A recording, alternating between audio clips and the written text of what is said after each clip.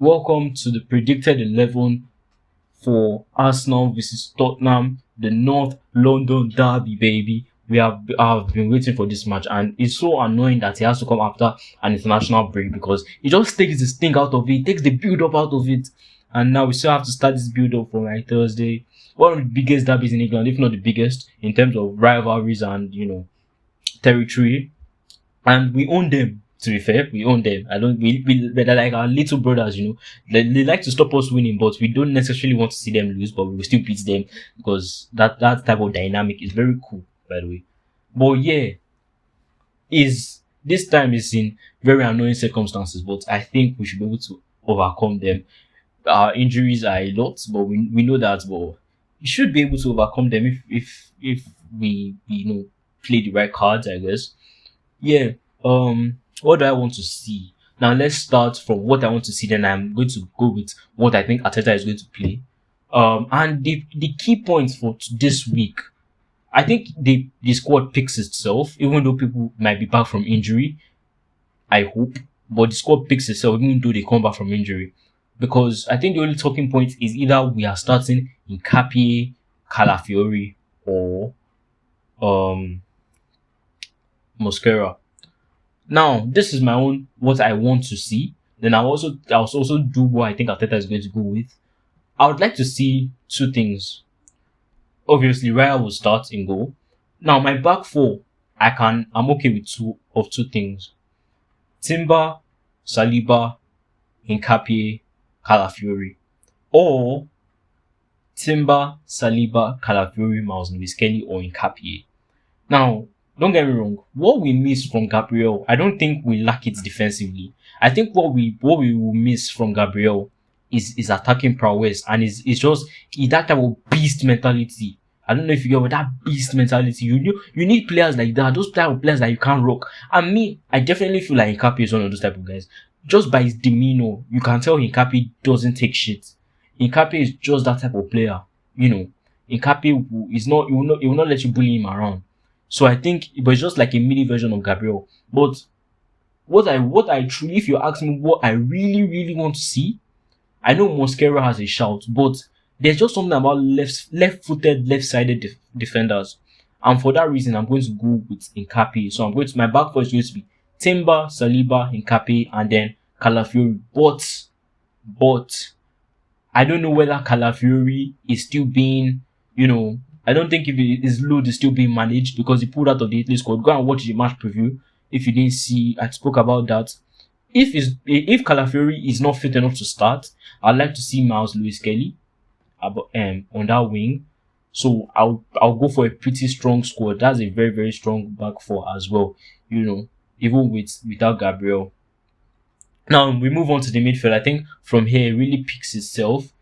I will go with Rice and Zubimendi double pivot in midfield, and then 80 in the 10 row, roaming about. And then up front, even if Gyökeres is fit, I don't think he's going to come back and just enter the team. I think he's going to have to, be integrated back, but we don't even know what the injury is, and we don't even know how long he's going to be out. So it's just annoying, fam. It's actually very, very annoying, to be fair. But that's football. So I don't think Gyökeres will be fit enough to start. So in that case, Merino will have to start. Even though I don't really like to see him as striker, he's a good finisher, but I don't like to see him as a striker. It annoys me anytime I see him as a striker, but it is what it is. That's the situation we put into. So yeah. So Merino as striker, as Saka at right winger, and with Saka, I really feel like Saka is getting back to his best, because I don't think if you really noticed it, but I think you would have seen it from the matches that we've played. I think the only time that he actually looked lively to the Saka that we know, I think the glimpse was against Fulham away. But since then, I don't think he has been pretty up to speed. And I think we kind of rushed him back. When I look at the back end of that last season, coming back he missed half a season, and then we had to rush him back because of the PSG game. Imagine we have someone like Madueke back then, just full of energy, and then we could slowly bring Saka back in. Who knows? And then coming into the season, we would have put Madueke ahead a bit until Saka got it back, but unfortunately Madueke got injured, and Saka has had to be playing almost every game since then. which is not ideal for somebody that just coming back from a severe hamstring injury, as a winger for that matter, as an explosive winger for that matter. Boy, Saka is still got it. I mean, you see the goals and the goals he scored for England, one man of the match performances in both matches, setting up goals for Harry Kane and scoring a beautiful volley, as well as Iberichi Eze. And yeah, so Saka on the right wing. Um, and on the left, I'd like to see Leandro Trossard because I think he's really getting to his best. I watched him against Belgium and he was really for Belgium, sorry, and he was really really lively on that wing and he was causing trouble and this and that. So he's a very very very very very decent player and very technical with the ball at his feet, and that is evidence we need more of what he did against Sunderland. Even though we don't win the game, we could have, if it was any other match, we could have also won the game if you think about it like that. So those type of things happen, and you know, but now this what I think Ateta will go for. And I think Ateta knows this as well because it's actually a very big match, you know. And the pressure is going to be on us because we are playing on Sunday because Man City has to go to Newcastle. I feel like I have a feeling that that game will not be easy for Man City, but as well I thought the same for the Liverpool game and we saw how that ended. So what do I expect Ateta to pick? If you ask me, I don't really know. I think it's either he picks the same team as we've said. I think the only exception will be Calafiori or Mousely Kelly. But I see Arteta picking Hincapié over Mosquera. I don't know why I have the feeling, but I feel like if he doesn't pick Hincapié, then he'll definitely pick Mosquera. I don't think he's going to put Calafiori in there. I don't think so. So I think the main debate for Arteta, I think the rest of the team is going to remain the same. Yes. But the main thing, I think, is going to pick Hincapié over Mosquera. I don't know. I have that feeling. But he might also pick Mosquera, but who knows? But he's definitely never going to put Calafiori. So for what I think Ateta will pick, I think he's going to put Capi. I think my mind is leaning as much as I know Ateta for the past year. I think he always likes the basics more than complicated things. I think the time I used to do that has really passed. I think he really admires the basics, and the basics is going back to Capi. So I think he might pick Capi.